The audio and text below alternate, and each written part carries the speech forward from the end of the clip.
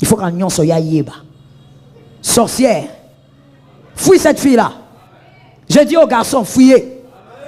Elle est dangereuse. Celui qui veut désacraliser ce que Dieu a sacralisé va faire de toi un Saül. Dieu risque de te mettre à côté.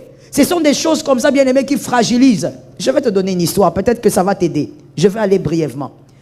Une dame que moi j'ai eu à rencontrer, elle avait quitté son église parce que son pasteur avait refusé de bénir le mariage. Son pasteur a dit, cette histoire, je ne sens pas. Je ne sens pas cet homme.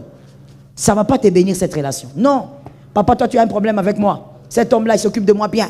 D'ailleurs, dans les fiançailles, il m'a acheté une voiture. Les femmes, donnez-moi un amen. Sois délivré de l'envie. Et finalement, elle fuit l'église parce qu'à l'église, on a dit on ne bénit pas. Le pasteur a dit, je ne suis pas convaincu, je ne veux pas aller dans le mal. Elle quitte son église. Elle va vers une église qui bénit et tout ça.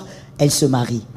Je vous épargne les détails. Un jour, en bref, elle avait l'habitude au fait de se réveiller la nuit. Et je crois que c'est le Seigneur qui réveillait cette fille. Mais quand il se réveillait, elle ne trouvait jamais l'homme. Elle dit, mais souvent il va où? Mais elle était souvent dans les vapes, un peu fatiguée, tu vois, les heures tard là, de la nuit. Alors, elle regardait et puis elle s'endormait. Et un jour, il a dit, non, non, non, je dois d'abord savoir, cet homme, il va où? Pourquoi il n'est jamais là? Et elle va dans la salle de bain. D'abord, elle cherche l'homme dans la maison. Ils avaient une grande maison. Elle cherche l'homme, elle ne trouve pas. Elle va dans la salle de bain.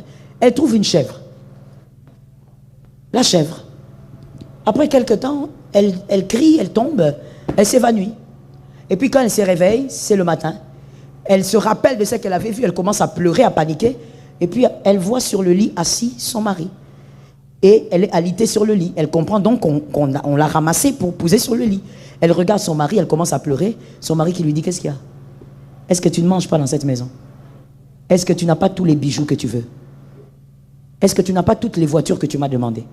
Qu'est-ce que tu veux? Pourquoi tu t'agites? Tu ne sais pas que tout ce que tu cherches là vient de quelque part?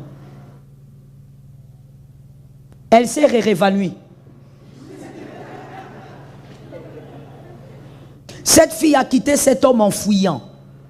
En fouillant comme si elle avait volé quelque chose d'autrui.